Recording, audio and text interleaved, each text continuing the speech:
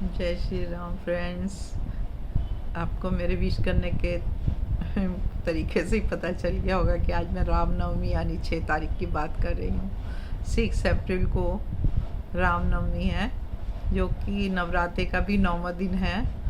तो हम माँ की तो करेंगे ही करेंगे पूजा, जो हम 8 दिन करते आए हैं। ऐसा नहीं है कि 8 दिन के बाद हम माँ को तो हम रोज़ पूजते हैं। और इसके अलावा मैं आपको बताऊं, माँ को जब पूछते हो तो घर की लेडीज़ की भी उतनी रिस्पेक्ट करनी चाहिए। घर में अगर अपने बच्चे हैं, छोटी छोटी लड़कियां हैं, तो उनको भी हमेशा प्यार से रखना ही, उनकी पूजा करना भी बहुत ज़रूरी है, ठीक है। और घर की लेडीज़ की भी रिस्पेक्ट करना बहुत ज़रूरी है। चलो अब हम 6 तारीख की बात करते हैं। 6 को रामनवमी है, जो कि नाम से ही हमें पता चल रहा है कि इस दिन जो विष्णु जी थे ना, उन्होंने 7वें अवतार में जन्म लिया था, श्री राम के अवतार में। मतलब ये चैत्र मास की नवमी, शुक्ल पक्षी नवमी तिथि को उनका जन्म हुआ था। तो वो हम इस दिन नवरात्रे भी मनाते हैं, मतलब 9वां नवरात्रा भी होता है और श्री राम का जन्मदिन भी होता है। उनके जन्मदिन के रूप में मनाया जाता है। उनको हम ऐसे मर्यादा पुरुषोत्तम भी कहते ही हैं।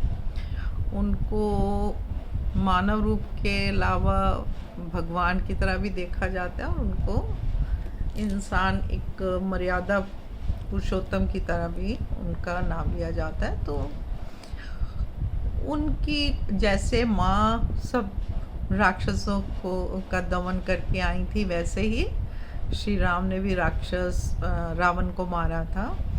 तो हम इस दिन को, रामनवमी को, बुराई पर अच्छाई की जीत की तरह भी मनाते हैं। जैसे विजयदशमी को मनाते वैसे इसको भी हम मनाते हैं। तो इस दिन मेन श्री राम की पूजा होती है। तो अब पूजा का टाइम की बात करें तो पूरी रामनवमी अच्छी है, लेकिन फिर हम अगर चौघड़िया की बात करें तो चौघड़िया के हिसाब से करीब सुबह 7 बजे से लेकर 11:30 बजे तक ही अच्छा टाइम है। लेकिन एक 8:30 से 11:30 तक बहुत अच्छा टाइम है। 8:30 से 11:30 तक बहुत अच्छा टाइम है। वैसे सुबह से भी आप 7 से भी 11:30 बजे तक कर सकते हो। तो इस दिन क्या होता है, राम मंदिर तो जितने हैं उनमें तो बहुत रश होता है। सब पूजा होती है, हर तरह की रामायण पढ़ी जाती है, रामायण के दोहे बोले जाते हैं। इसके अलावा जो मेनली जो राम मंदिर हैं सारे, और जब से अयोध्या में राम मंदिर बना है तो अयोध्या को तो खूब सजाया जाता है इस दिन, है ना। उसका तो महत्व ही अलग हो जाता है। और इस दिन श्री राम के साथ साथ लक्ष्मण जी, माँ सीता और हनुमान जी की भी खूब पूजा होती है। तो अब मैं नंबर्स के हिसाब से आपको कहूँ तो ये वैसे भी 9 का साल है, 9।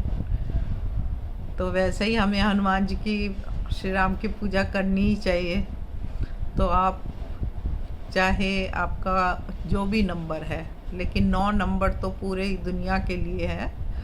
2025 को जब आप ऐड करते हो 9 पे आता है, तो वो तो हम सब के लिए ही है। तो हमें खूब श्री राम की पूजा करनी चाहिए, हनुमान जी की पूजा करनी चाहिए हर तरफ से, और बहुत अच्छा होगा। लेकिन फिर वही बात, किसी चीज़ का वहम नहीं, खाली पूजा करिए, मन से करिए। और माँ को भी एक बार फिर से थैंक्स कर दीजिए और गलती की माफ़ी मांग लीजिए कोई हुई हो नवरात्रों में। और इसके साथ ही हमारे नवरात्रे और रामनवमी सब कुछ संपूर्ण हो गया। आई होप आपको मेरे सारे वीडियो ठीक लगे होंगे। अगर लगे तो आप कमेंट बॉक्स में बता सकते हैं, ताकि मुझे आगे पता चलता रहे। ठीक है, तो आपसे जल्दी मिलते हैं। Thank you. अच्छा लगे तो सब्सक्राइब और शेयर कर देना। Thank you so much.